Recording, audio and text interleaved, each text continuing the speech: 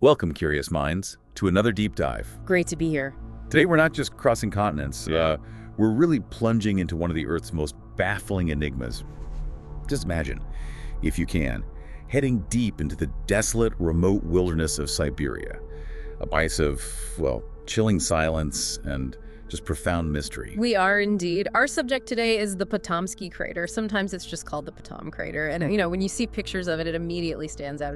It's this colossal, almost perfectly symmetrical cone. Symmetrical? How so? Made of broken limestone, rising nearly 80 meters high. That's, about 260 feet? Straight out of the taiga forest. It has this incredibly precise circular rim and then a sunken sort of dome-like center. Wow. Honestly, it looks like something was dropped from the sky or maybe pushed up from deep inside the earth, but in a way that just doesn't feel, well, natural. And that unnatural feeling, that's exactly what we're here to unpack, isn't it? Because that's the core question. Is this baffling structure just a bizarre natural geological anomaly, a really strange quirk of our planet? Or, like some of our sources suggest we should consider, is it something deeper, maybe an artificial structure, hiding, terrifying secrets? Mm-hmm. And our mission today in this deep dive is to sort of guide you through the sources we've looked at. We've got articles, scientific research, historical notes to help you get a grip on both the factual details, its discovery, its geology, which are weird enough on their own.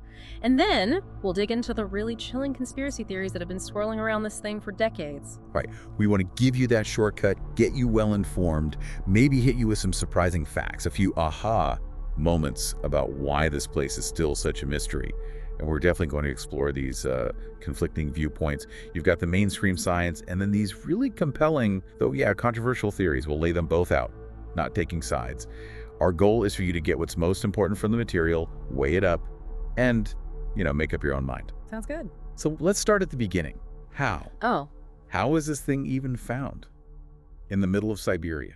Okay, so the story kicks off in 1949, deep in the Patom Highlands. That's in Siberia's Kursk region, super remote. There's this Russian geologist, Vadim Kolpakov. He's out there on an expedition. Doing what?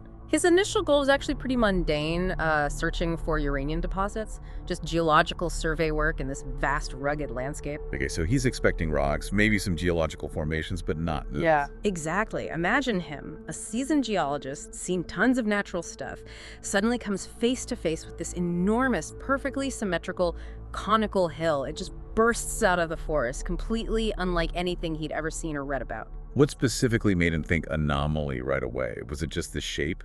It was the sheer, almost mathematical perfection. Natural hills, mountains, they're usually irregular, right? Shaped by erosion, tectonics over long periods.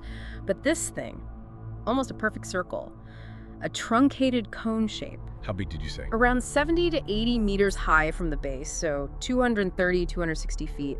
And the diameter at its widest is about 180 meters, nearly 600 feet. And the material, you said limestone? Purely broken limestone blocks, and this is crucial. No signs of volcanic stuff like lava or ash, no impact to melt that glassy rock you get from the heat of a meteor strike, and no obvious bits of meteorite. Huh.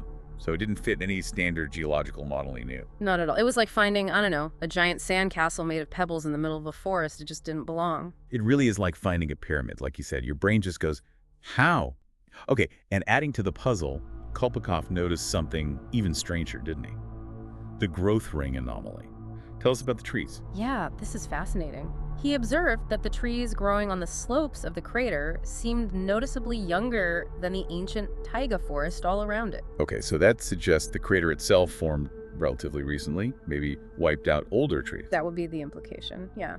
But then, directly around the base of the crater, he saw this distinct, unbroken circle of older trees, almost like they'd been pushed outwards. Pushed outwards. Or maybe the crater itself was growing, expanding slowly. That was the wild speculation it sparked, that the crater might still be dynamic, actively changing, which is, extremely weird for a geological feature like this. It's not supposed to grow. So it's not just a static pile of rocks. It might have this bizarre, almost lifelike quality, which seems impossible. What?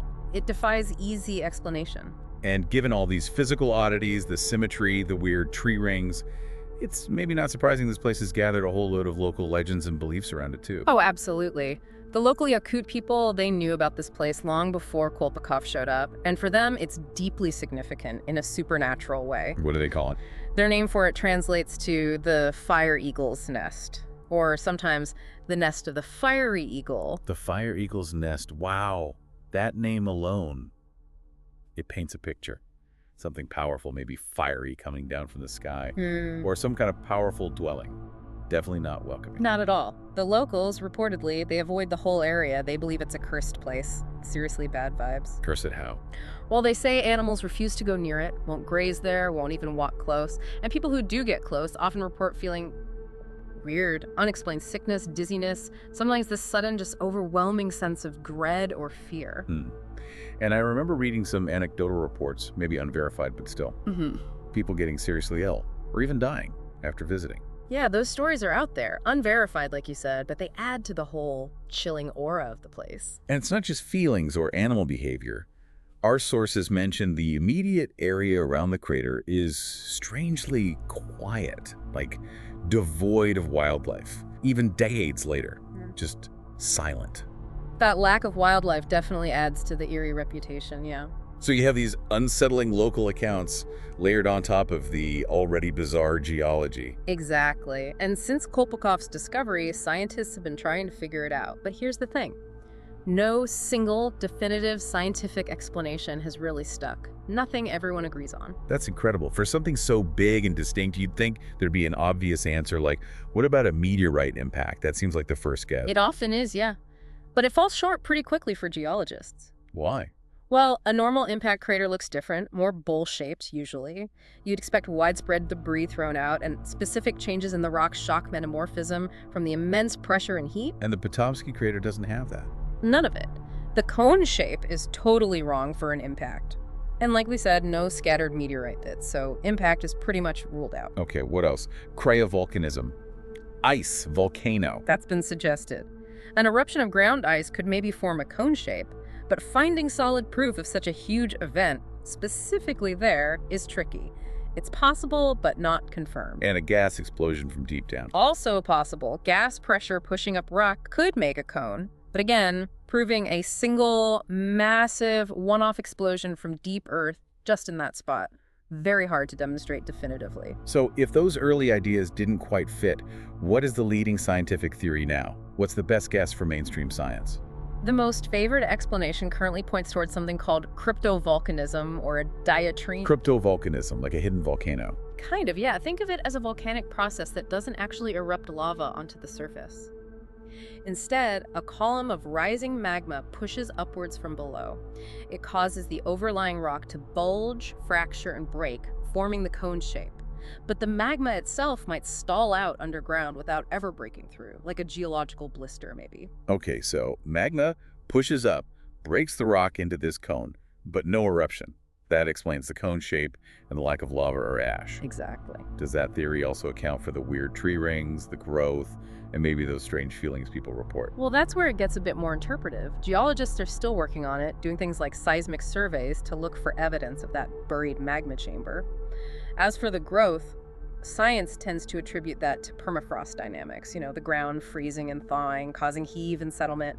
It can subtly change the shape over time. And the older trees in a ring. That could be explained by vegetation patterns. Maybe the older trees survived on the very edge of the disturbance, while younger, faster-growing stuff colonized the main slopes after the event. Okay, so plausible explanations for the physical stuff, even if not totally nailed down. What about the legends, the fear, the sickness? How does science explain that? From a scientific standpoint, those local legends are seen more as cultural interpretations of a very unusual natural feature, not as direct evidence of something paranormal. So the bad feelings are psychological? Largely attributed to that, yes.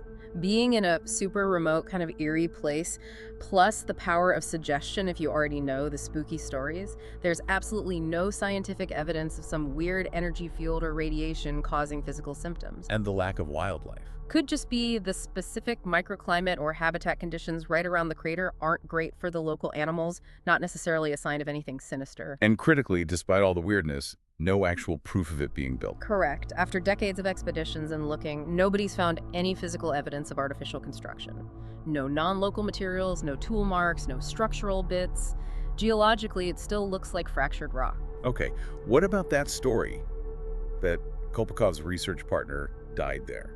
That adds a creepy layer. Yeah, that story gets repeated a lot, but our sources suggest it's basically an urban legend, an unsubstantiated rumor that adds drama. So Kolpikov himself was fine. Kolpikov himself died naturally years later after visiting the crater multiple times without any apparent harm. The story seems to be just part of the growing mythos. Okay, so science has a leading theory, cryptovolcanism, even if it's not 100% confirmed, and plausible explanations for the other oddities.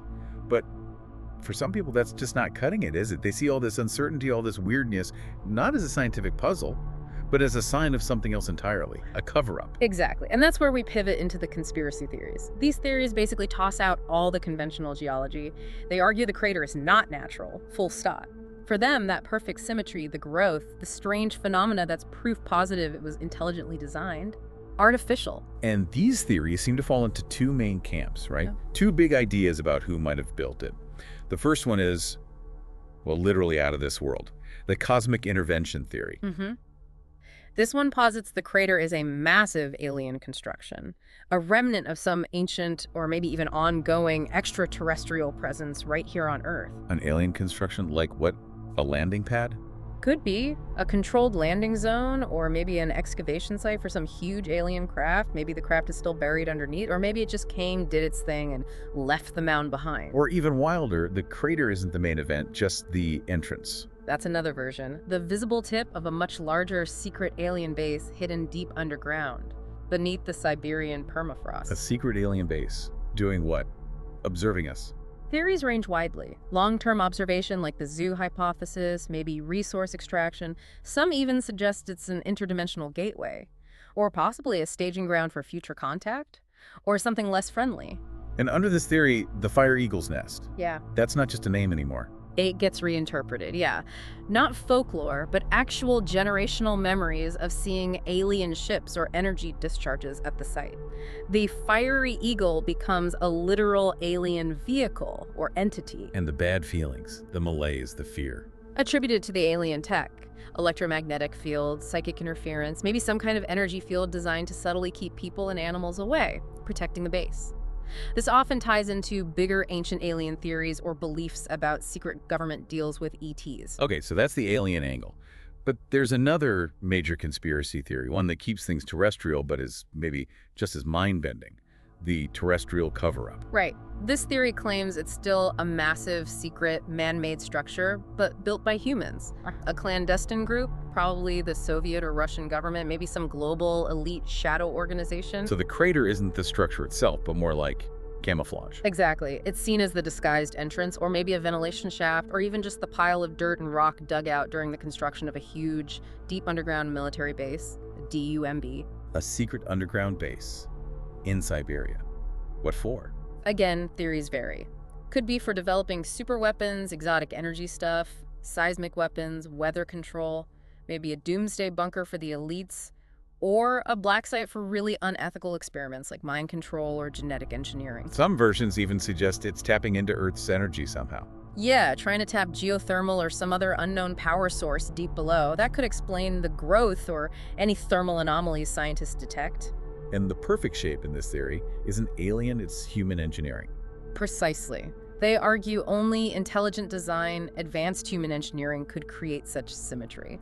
And the timing discovered in 1949, start of the Cold War, and the remote location make it seem like a perfect spot for a top-secret Soviet project. Scientific trips could just be cover stories.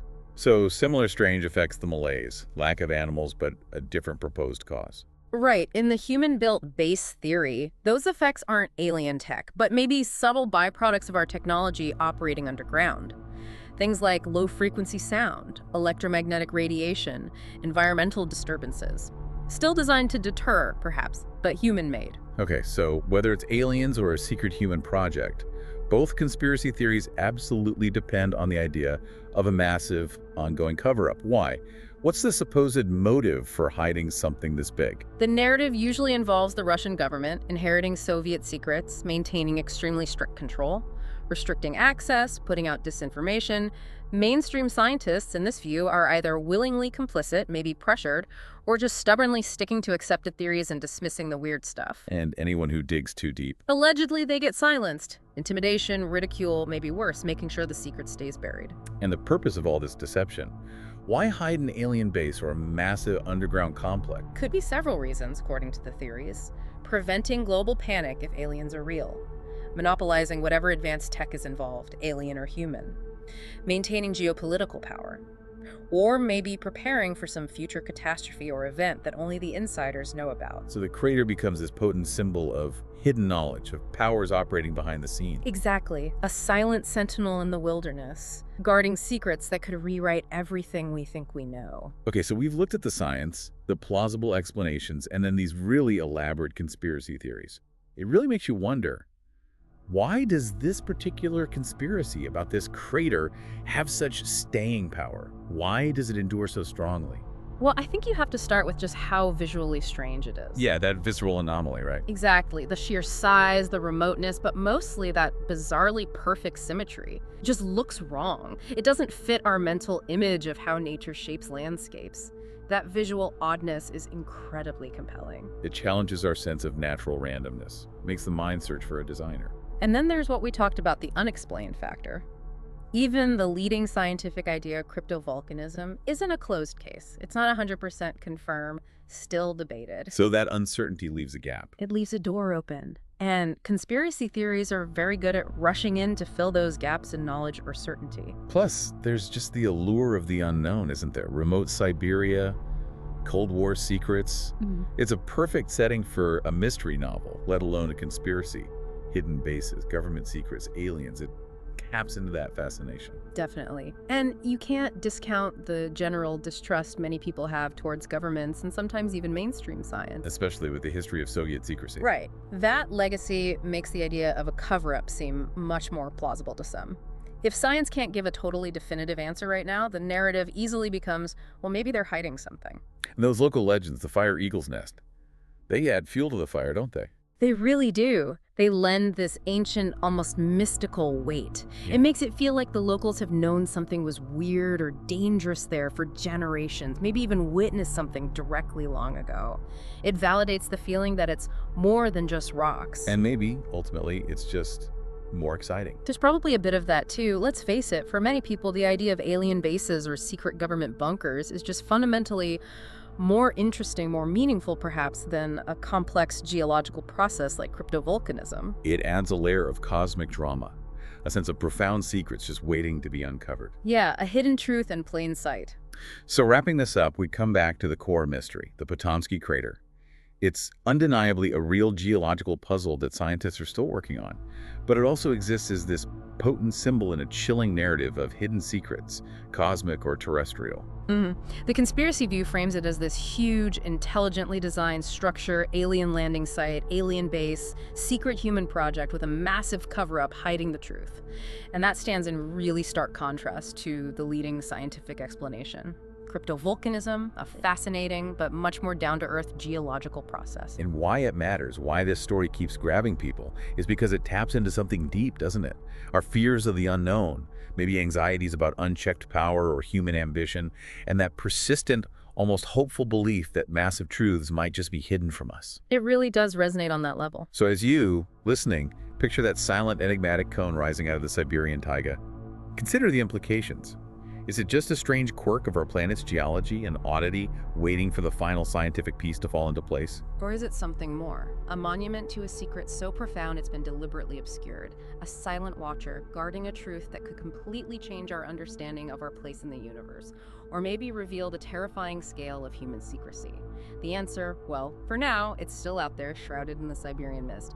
But that captivating what if of the Patomskiy crater, that definitely continues to echo. Makes you think.